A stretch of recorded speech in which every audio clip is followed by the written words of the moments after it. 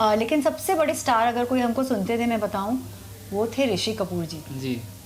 शायद वो हमेशा आपको वो एडवाइस ना दे जो आपके लिए सही हो जी। तो सुनो सबके, करो दिल की। अंतरात्मा में ना बहुत बड़ा गुरु बैठा होता है जी। शांत मन से सुनो जी। और अच्छा गाइडेंस मिल ही जाएगा। एक बारी उन्होंने जैकलीन फर्नांडिस के इतने बैगवती जो था, बहुत ही महंगा बैग था, उसके अंदर उन्होंने केले का छिलका डाल दिया। ऑब्वियसली हमारे देश के सबसे बड़े चेहरे मोदी जी से, क्योंकि देखिए हाल ही में सदगुरु के मैं आश्रम से होकर आया, सदगुरु भी बहुत सारे लोगों को, स्पेशली यूथ को बहुत इंस्पायर करते हैं। अब दूसरों के बारे में सोचो, अब खुश रहो, दूसरों की खुशी चाहो। नमस्कार, मैं उमेश कौशिक, आप देख रहे हैं एक्सपर्ट टाइम्स, और आज हमारे साथ इस खास बातचीत में हैं आरजे अर्चना एल पनिया जी। यस, है ना आपका? एक्चुअली ये मेरा शादी के पहले का नाम है, अभी अर्चना पानिया शर्मा लग गया है, तो पति थोड़ा दिल पे ले लेते हैं कि तुम बताती क्यों नहीं हो, तो ऐसा लगे मैं तो बताती हूँ। और क्योंकि इंस्टाग्राम पे ज़्यादा एक्टिव हूँ मैं उमेश, तो वहाँ पे मेरा नाम अर्चना पानिया शर्मा रखा है मैंने, क्योंकि शर्मा बहुत फेमस नेम हो गया, अनुष्का शर्मा और कितने सारे और शर्मा है, रोहित शर्मा, तो I feel I am proud to be a Sharma ना। वैसे भी वो भी ब्राह्मण है, हम भी ब्राह्मण हैं, बट इंसान कर्म से ब्राह्मण या ना ब्राह्मण होता है, तो I don't believe in highlighting हम कहाँ से हैं, बट इंटरेस्टिंग लगता है, क्योंकि जैसे इंद्रधनुष होता है ना, वैसे एक नाम का भी एक स्टेटस और एक यूनिकनेस होती है जी मैम। तो मैं बहुत खुश हूँ कि 2 बेटियों की फैमिली को बिलोंग करती हूँ, तो मेरे पापा का नाम शायद कोई बेटा आगे नहीं लेके जा रहा, लेकिन मैं लेके जा रही हूँ, तो मेरा मेडन सरनेम है पानिया, और अभी मेरे शादीशुदा नाम में शर्मा भी जुड़ गया। जी मैम, सबसे पहले हम आपकी शिक्षा से शुरू करेंगे कि आपने जो ज़्यादा हिंदी हो जाएगा, नहीं चलेगा, बिल्कुल चलेगा ना? नहीं शिक्षा सही है। जी मैम, तो आपने शिक्षा वगैरह, मतलब आपने सोचा था कि मुझे आरजे ही बनना है, पहले कभी ऐसा ड्रीम था कि मुझे ये बनना है पर्टिकुलर ड्रीम? क्या होता है, बचपन में लोग कहते हैं कि जो आप खेलते खेलते कर रहे हो ना, वो आप बन जाओगे। तो मैं टीचर बनती थी जब मैं छोटी थी ना, मैं सिर्फ खड़ी हो जाती थी क्लासरूम के सामने, क्योंकि ब्लैक बोर्ड पे लिखने का बड़ा मजा आता था, और मैं पूरे क्लास के साथ ऐसे बात कर रही हूँ। मम्मी की हील्स पहन लेती थी, एक मेरी बहुत फेवरेट शॉल होती थी, उसको साड़ी की तरह लपेट लेती थी, and by the way I am the only RJ, I must say, जो साड़ियाँ बहुत ज़्यादा पहनती है। मेरे बाद शायद एक और है जो दुबई में करती है, बट ज़्यादातर मैं बहुत साड़ी पहनने में रखती हूँ, तो वो बचपन में वो साड़ी वाला पार्ट दिख गया था। बट वो जो टीचर वाला था ना कीड़ा, वो यही था कि आप ऑडियंस रखें, आप बोलें, वो सुने, और आप बातें करते जाएं, जो आपका एक पहला एक्सपोजर होता है बचपन में। बट रेडियो जॉकी बनना था, ये ड्रीम नहीं था जी। और क्योंकि उमेश मेरी पैदाइशी विदेश की है, तो अगर आप दुबई जानते हो, उसके पास में एक जगह आती है कुवैत, वो छोटी सी जगह है, लिटरली मैप पे एक डॉट की तरह है जी। तो क्योंकि आप विदेश में रहते हो ना, तो रेडियो आपके लिए बहुत अच्छा साथी बन जाता है जी। क्योंकि आप इंडियन पब्लिक के नाम सुनते हो कि आज एक गाने का फरमाइश आई है ऐसे फलाना ढिमका, तो ऐसे लगता था वाह, मेरा नाम भी, और मैं भी उनको खत लिखती थी, उस जमाने में खत लिखे जाते थे, तो मुझे से लगता था कि ये मीडियम बहुत सुंदर है जी। तो उसको बहुत सुना, और जो चीज़ आप ज़्यादा सुनते हैं, देखते हैं, वो एक तरीके से आपके ना अंदर ज़हन में बैठ जाती है। जैसे हम लोग ने बचपन में आपको इतना देखा है कि हम सब बच्चा नहीं बन गए जैसे, तो करने की इच्छा नहीं रखी थी कभी, मैं आपको सच में बता रही हूँ। जब मैं देखती हूँ ना हीरोइंस और एक्ट्रेसेस की इंटरव्यूज, और वो कहती हैं कभी सोचा नहीं था, तो मैंने चल झूठी, पर मुझे से आरजे के लिए ऐसे लगता है कि सच में मेरे कोई लाइफ का ये प्लान नहीं था, बट ये शायद बनना मेरे नसीब में था जी मैम। और मैं वो बताती हूँ वो कैसे हुआ। लेकिन पढ़ाई के तौर पे मैंने बीकॉम की, और मेरे पापा काफ़ी खफा हैं कि अकाउंट सीखने के बाद मैंने अपने कोई अकाउंट नहीं रखी है कि कितने आ रहे हैं जा रहे हैं, तो उनको बुरा लगता है कि इतना सीख के तुमने तो इतनी यूज़ ही नहीं की है शिक्षा, तो क्या फ़ायदा। तो ये एक है, बट नंबर्स मैंने इसलिए लिया क्योंकि मेरी मैथमेटिक्स पता नहीं कैसे स्ट्रांग हुआ करती थी, और उसमें क्या था कि मैं म्यूजिक सुन सकती थी जी मैम। रेडियो सुनते सुनते जो आप शायद सिंगिंग भी करती हैं ना शायद? हाँ, मुझे मेरे नाना जी एक्चुअली म्यूजिशियन थे उमेश, वो बहुत बड़े म्यूजिक स्कूल बड़ौदा में वो प्रिंसिपल थे जी। तो करीबन 11 या 15 शायद इंस्ट्रूमेंट्स भी प्ले करते थे। तो मेरी माँ बताती हैं कि कैसे वो जब हार्डली महज 2 साल की भी नहीं थी, कुछ महीने की थी, तो उन सुन के वो राग इतना समझ गई थी कि जब नाना जी ने अपने स्टूडेंट को बोला तुम इस राग की प्रैक्टिस करो, और बाहर चले गए जी, तो उसने गलत धुन पकड़ी, तो मेरी माँ ने उनको करेक्ट किया, तो मेरे नाना ने, और ये कहानी बाय द वे, सॉरी मैं कॉपी नहीं कर रही हूँ, लता जी के एक्चुअली स्टोरी के साथ रूबरू होती है, हल्का सा सुना है एग्जैक्टली उनकी भी स्टोरी ऐसी है। तो मैंने सुना मेरी मम्मी की भी बहुत सिमिलर कहानी है, क्योंकि बचपन में नाना ने समझ लिया कि आगे वाला जो सुर उसने नहीं पकड़ा, इसने पकड़ लिया, तो मम्मी के तो है ही खून में, और मैं अपनी मम्मी जितना अच्छा नहीं गाती हूँ, पर मुझे गाना गाने का बहुत शौक है। जी बहुत शौक। जी, तो आपने सबको है, आपको भी होगा। वो अच्छा नहीं लगता बट हमको मतलब अपनी वॉइस आवाज़ किसी को अच्छी नहीं लगती। नहीं यार, गाना चाहिए, हाँ। आए या ना आए, गाना चाहिए। जी मैम बिल्कुल। मैम जैसे आपने बताया कि शिक्षा में आपने बीकॉम किया था अकाउंटिंग का, तो आपने ये जब फील्ड चुना तो मतलब फैमिली ने कुछ बोला नहीं कि अरे ये फील्ड मैंने नहीं चुना, जी तभी मेरा एक बॉयफ्रेंड था अमेरिका में, जी और मैं सोचती अमेरिका जाऊंगी तो फिर कंप्यूटर्स के साथ तो दोस्ती करनी पड़ेगी। जी मैम। तो और मुझे ड्राइंग का बड़ा शौक था, जी तो मैं बन गई वेब डिज़ाइनर। मैंने सोचा यार लोगों की वेबसाइट्स बनाऊंगी, डिज़ाइन करूंगी, लुक जी कैसे मैम। होगा, अच्छा लगता था। तो मुझे लगा उसमें मैं बहुत अच्छी हो जाऊंगी, बट कायदे से अगर बताऊं तो जी मैम। बहुत ज़्यादा मुश्किल होता है ये कंप्यूटर के लाइन में। आप अपना रेलेवेंस रखो, रोज़ कुछ नया अपडेट, रोज़ हर मिली सेकेंड में कुछ नया अपडेट रखो। मैंने सोचा कोडिंग भाई स्किल्स बेटर करेक्ट एग्जैक्टली। तो मैं सोचती थी ये इडियट बॉक्स के साथ मैं पूरे आंखें, मेरी लाइफ इसके अंदर घुस जाएंगी, मुझे जी। तो इंसान चाहिए। जी ऐसे मैंने थॉट रखा सिर्फ। फिर वो लड़का अमेरिका वाला बहुत अच्छा था, उसने मुझे छोड़ दिया, मेरा दिल टूटा और मेरे अंदर का रॉक स्टार जागा। नहीं, ये तो काफ़ी अच्छा है कि आप किसी की तारीफ कर रही हैं। नहीं ऐसा होता है सच में कि बोल रही हूँ मैं। मैं सबको बोलना चाहती हूँ जो इंटरव्यू देख रहे हैं कि अगर आपका कोई दिल तोड़ता है तो आप उनको तहे दिल से थैंक यू बोलें, क्योंकि आप जितना दर्द में रहोगे ना उतना आप खिलोगे अंदर की, आपकी कोई बात निखरेगी। तो मैंने सोच लिया था यार मैं तो कुछ अपनी लाइफ से कर लूँगी, अमेरिका जाके वैसे मैं क्या ही करने वाली थी। तो मैंने तभी, मुझे डांस का भी बहुत शौक है, शामक दावर की डांस अकेडमी मैंने ज्वाइन की थी, SDIPA। और अभी भी याद है उनका एक बहुत प्यारा ये एनुअल फंक्शन होता था, समर फंक, उसमें मुझे बेस्ट डांसर का खिताब भी मिला। तो मुझे लगा वाह। तो शामक बोलता है तुम इतनी खुश हो रही हो जैसे तुम मिस इंडिया बन गई हो। ऐसे मेरे लिए मिस वर्ल्ड बन गई हूँ मैं, because I genuinely love to dance. तो क्या होता है जब आपको कोई चीज़ पसंद आती है और उसमें आप कोई खिताब जीतते हो ना, आपको लगता है कि आप कहीं पहुँच गए, इसमें करना चाहिए। और करेक्ट, मुझे लगा अब मैं डांस में ज़्यादा करूँगी, बट शामक की बहुत दूरदर्शी थी, उन्होंने मुझे नहीं चुना उनके स्पेशल प्रोग्राम के लिए। और बाद में जब मुझे पता चला कि क्यों, तो मुझे किसी ने बताया कि एक्चुअली उनको पता था कि आप कुछ बहुत बड़ा करने वाली हैं, बट इसमें नहीं। और 2 साल के बाद या मैं 3 साल के बाद मैं रेडियो जॉकी बनी, जिसके लिए मुझे चुना गया, क्योंकि मुझे पढ़ना था लाइफ में, आर्ट पढ़ना था, क्योंकि वो वेब डिज़ाइनिंग में ये डब्बे के साथ मैं मर जाऊँगी, मुझे लोगों से मिलना है। आर्ट के टाइम पे जब मैं पढ़ाई कर रही थी तो मेरी जो आर्ट टीचर थी उसने कहा तुम क्यों टाइम वेस्ट कर रही हो, तुम तो बोलने के लिए पैदा हुई हो, जाओ रेडियो के ऐड आ रहे हैं तुम जाओ। उस टाइम पे ऐड था, एक माइक, आदमी ऐसे मुंह खोल रहा है और आग लग रही है। मैंने बोला भाई चलते हैं, बहुत इंटरेस्टिंग ऐड है। ऐड देख के मैं बहुत खुश हो गई थी। फिर जब मैं वहाँ गई और ऑडिशन दिया, हज़ारों लोग, उमेश, हज़ारों लोग वहाँ खड़े थे, मुझे लगा मेरा तो नंबर ही नहीं आएगा, ये क्या हो रहा है। बट जब आप देखते हो कि VJs हैं, डिज़ाइनर्स हैं, मेकअप आर्टिस्ट हैं, जो ना बहुत ज़्यादा एक्सप्रेसिव भी होते हैं लोग। हाँ मैम, देखकर थोड़ा सा लगता है कि कुछ कर पाएंगे। हाँ, मतलब वो बहुत दुनिया देख चुके हैं ना, और हम लोग कैसे जब हम बड़े हो रहे होते हैं तो हम अपने जैसे कुएं में रहते हैं ना। तो मैं बाहर गई, मैंने कहा भैया ये तो दुनिया है, बहुत सुंदर है, बहुत लोग हैं इसमें, मेरा क्या काम है, मैं क्या बोलूँगी। बट क्योंकि मैं बहुत दिल से बातें करती हूँ, और एक इंसान जो वहाँ ऑडिशन करने आए थे तो बहुत हंस रहे थे मेरी बातों पे, मुझे देख के कह रहे थे तुम्हें तो आराम से मिल जाएगा। तो मैंने बोला क्यों? तो उसने कहा आपकी हंसी बहुत स्वीट है। तो मैं तो हंसने थोड़ी वाली हूँ, मैं जाके अभी बोलने वाली हूँ। तो उमेश, बिलीव इट और नॉट, उस दिन जो उन्होंने कहा, 1 साल के बाद मेरी रेडियो पे सिर्फ हंसने का एक प्रोमो बना, सिर्फ हंसी का। हाँ, अलग अलग किस्म की मेरी हंसी। तो मुझे लगे कि यार कुछ तो है जो मेरे अंदर है, जो भगवान चाह रहा था कि मैं रेडियो में आऊँ, क्योंकि ये मेरी आइडिया नहीं थी, मेरे टीचर नीलम की आइडिया थी। और नीलम ने कहा जाओ अपने घर से निकलो, तुम अमेरिका मत जाओ, ये पढ़ाई वढ़ाई करने, तुम ये करो। और सच में अगर आप भी मानोगे कि रेडियो बहुत सुंदर एक प्रोफेशन है, बहुत क्लीन प्रोफेशन है।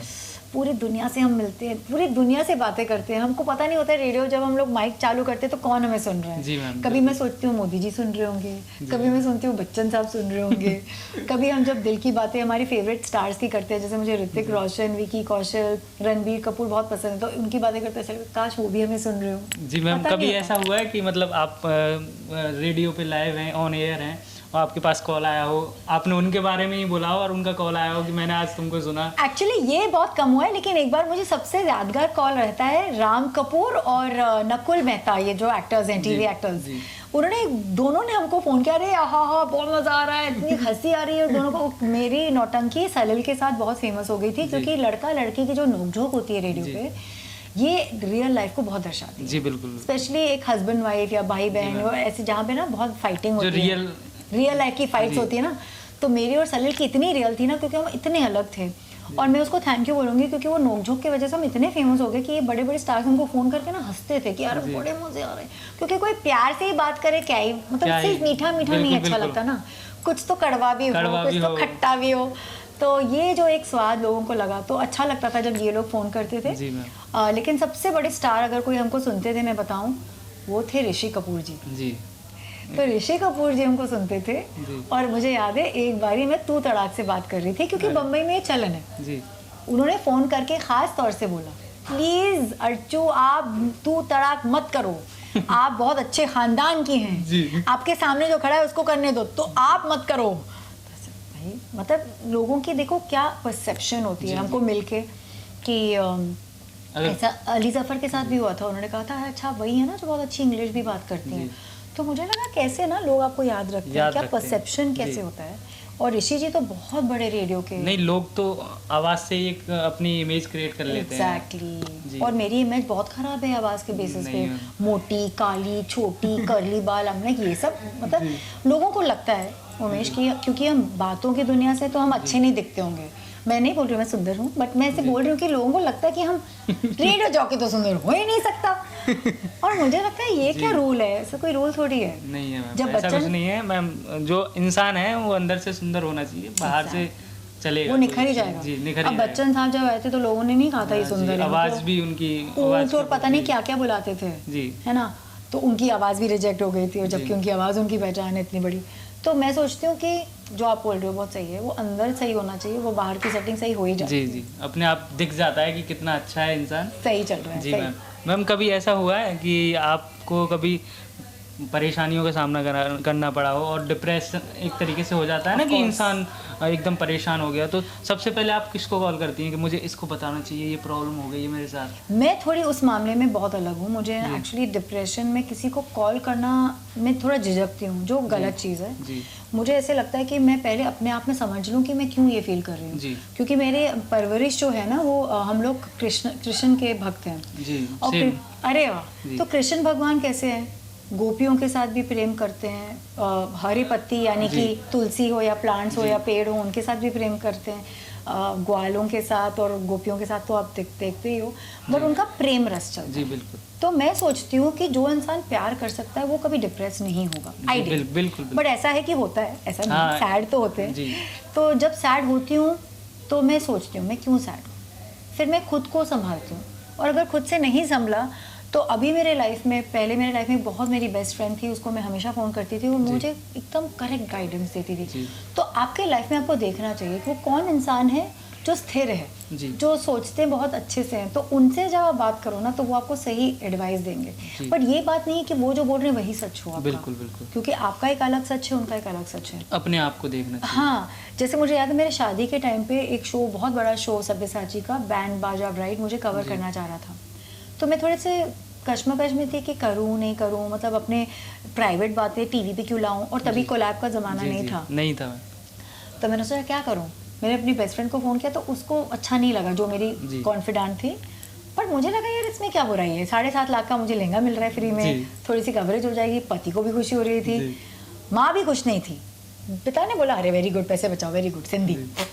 बट मुझे से लगा कि तब मैंने अपने दिल की बात मानी है ना। तो ऐसे इंसिडेंट्स होते हैं जहाँ जिन लोगों को आप मानते हो या उन पे डिपेंड करते हो, शायद वो हमेशा आपको वो एडवाइस ना दे जो आपके लिए सही हो। तो सुनो सबके, करो दिल की, मैं मानती हूँ। और डिप्रेशन सबको होता है, ये बात अभी ना आजकल को ज़्यादा ही हाईलाइट करके कुछ बड़ा चढ़ा के बोल रहे हैं, लेकिन रोना, दर्द सहना या कंफ्यूज्ड होना, बहुत सारे थॉट्स आना, ये नॉर्मल है। जो नॉर्मल नहीं है वो ये कहना कि मैं तो डिप्रेस्ड हूँ, मैं काम नहीं कर सकता, मैं डिप्रेस्ड हूँ, मैं ऑफिस नहीं जा सकता, मैं डिप्रेस्ड हूँ, मैं लूज़र हूँ, ये एटीट्यूड लेके बैठ जाना और कुछ ना करना, ये मुझे अपने आप से हार मान जाना। हाँ, मतलब आजकल की पीढ़ी में मैं तो ज़्यादा देख रही हूँ कि वो चिल मारना चाहते हैं, वो चाहते हैं कि चिल करें, लाइफ फिर बाद में देख लेंगे, ऐसे ही मुझे आईफोन मिल जाए, ऐसे ही मैं इंटरनेशनल चले जाऊँ, ऐसे ही मैं इन्फ्लुएंसर बन जाऊँ, ऐसे नहीं होता है। काम जो हार्ड वर्क करते हैं ना उनको सक्सेस मिलती ही मिलती है। और इसमें से जो आजकल इन्फ्लुएंसर की जो इतनी बड़ी मार्केट चल रही है वो रील्स शॉर्ट्स, हाँ मतलब सिर्फ रील्स नहीं, जैसे अगर आप कोई देखो प्राजक्ता कोहली है, you know I am not same वाली, तो मुझे से लगता है जैसे मोस्टली सेम, वो कितने अलग अलग किस्म का कंटेंट भी करती हैं, बुक भी पढ़ती हैं, ट्रैवल भी करती हैं। तो ऐसे लोगों का एग्जांपल लो कि वो बैठे नहीं हुए हैं, वो काम कर रहे हैं, रेगुलर काम कर रहे हैं, वो दिखा नहीं रहे हैं कि कितनी पीड़ा उनको भी है।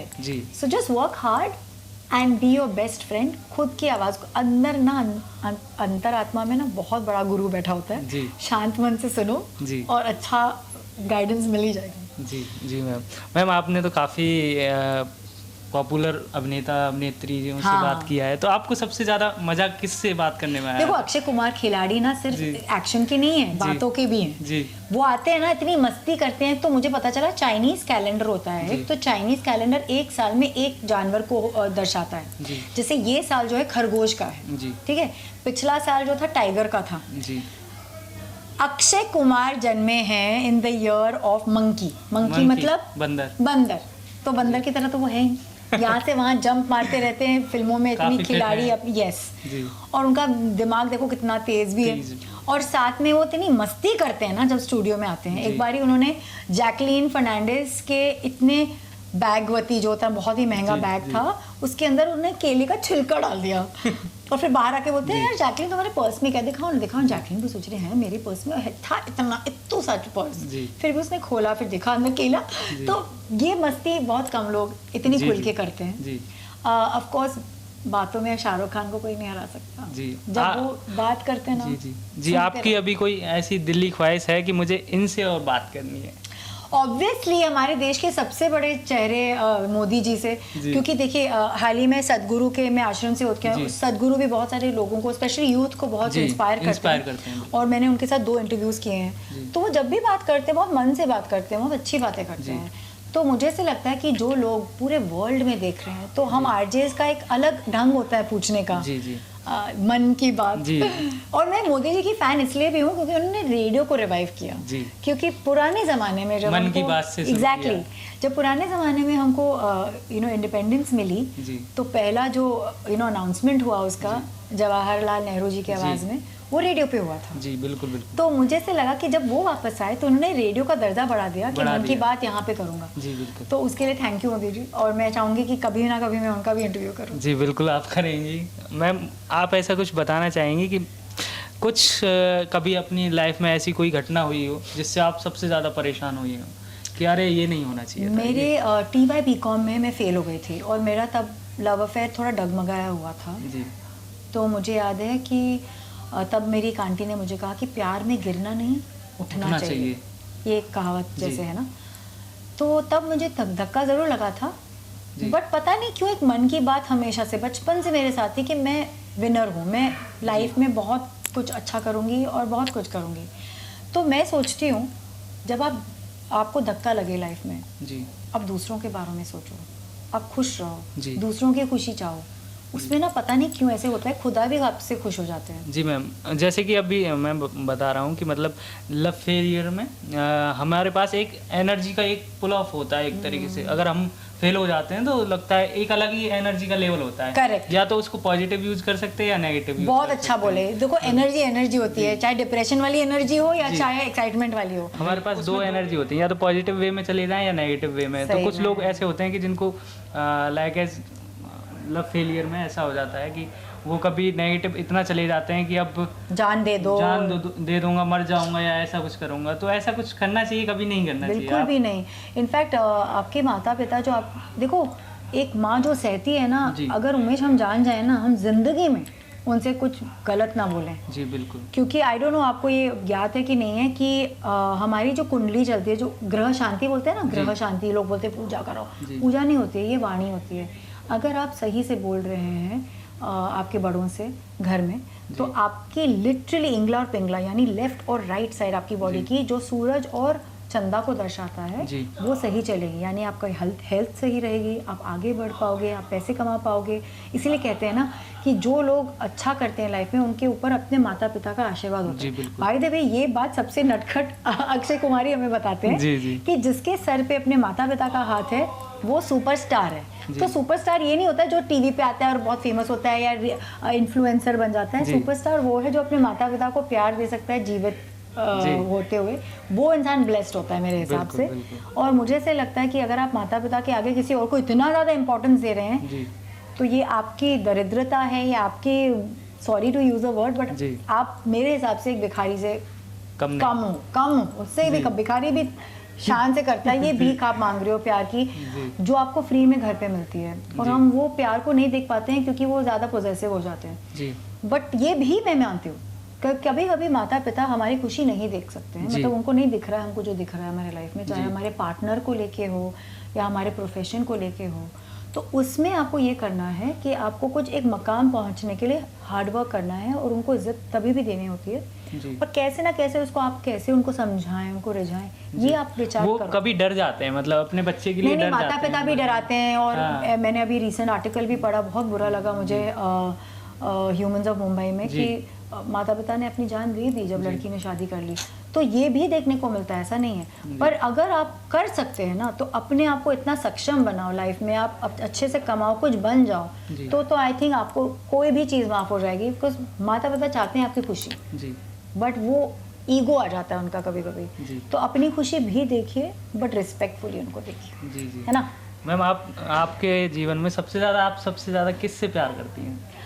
मम्मी मोस्टली, क्योंकि वो बहुत देवी के जैसी हैं और बहुत सब लोग यही बोलते हैं मेरी मम्मी के लिए एंजल। तो मुझे ऐसा लगता है मुझे तो प्यार है ही इनसे, बट सब भी कितना प्यार करते हैं, मतलब फुल ऑन फेमस पर्सनालिटी हैं वो। मैं उनकी तरह दिल वाली बनना चाहती हूँ। और मम्मी के बाद पप्पा, बिकॉज पप्पा भी बहुत प्यार करते हैं, चलते फिरते वॉचमैन, कोई भी इंसान हो उनके साथ गले लगाएंगे, हंसेंगे।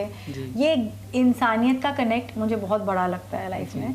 और उसके बाद तो मेरे पति हैं जी, बेचारे सोचेंगे number 3, but no he is very, क्या है ना, बहुत कम लोग अपने बेस्ट फ्रेंड से शादी करते हैं जी। और वो है मेरे लाइफ के बेस्ट फ्रेंड। अगर उनको लिखेगा ये नहीं सही नहीं कर रही हो, ये कर, तो जो एक क्रिटिक होता है आपकी लाइफ में, अगर आपका पार्टनर बन जाए ना हमेश, आप बहुत लकी हो। जी मैम, उससे काफी ज्यादा हेल्प मिलती है ग्रो करने में, बहुत ज्यादा। वो बता सकते हैं कि ये गलत है, ये सही है। और क्या एक ऐसा इंसान होना चाहिए जिंदगी में जो तुम्हें, जब तुम गलत हो तो गलत बताए। और घर में अगर प्यार का घड़ा भरा हो तो इंसान बाहर जाके छलकाएगा ना। अगर घर में दुख हो तो आप कैसे बाहर, और हमारा काम ही प्यार बरसाना है। तो बिल्कुल मैम, आपने इन फ्यूचर अभी लाइक आप आरजे काम कर रही हैं, इन फ्यूचर कभी सोचा है कि कुछ और भी करना है? अभी मेरे को देखो, मैं और तो हमेशा कुछ और तो मेरा चलते रहता है। जैसे मैं बहुत ज़्यादा होस्टिंग भी करती हूँ। अभी किसी रियलिटी शो, बोलना नहीं चाहिए, जब हो जाएगा तो बोलूँगी, पर किसी रियलिटी शो के लिए मुझे अप्रोच किया गया है। तो ऐसे छोटी छोटी चीज़ें हो रही हैं। बट आई थिंक मैंने संजू पिक्चर में मेरा एक छोटा सीन था। एक सीरीज आई थी eternally confuse eager for love, उसमें थोड़ा सीन था। एक और आ रही है बहुत जल्द। तो ऐसे में थोड़ा सा एक्टिंग भी करना चाहती हूँ, थोड़ा सा गाना भी चाहती हूँ, थोड़ा सा सब कुछ करना चाहती हूँ। बिकॉज मुझे लगता है कि एक इंसान को ऐसे डेफिनेशन में बांधना गलत है, आज के ज़माने में गलत है। क्योंकि आज अपॉर्चुनिटी किसी के लिए किसी भी उम्र में कभी भी खुल सकती है। तो मैं तो आपको और पूरे यूनिवर्स को बोलना चाहती हूँ, I am ready when you are. मुझे सब एक्सपीरियंस करना है और सब चीज़ में दिल से काम करना है। जी, बहुत अच्छा लगा आपसे बात करके मैम। आपके कीमती समय के लिए धन्यवाद। Thank you.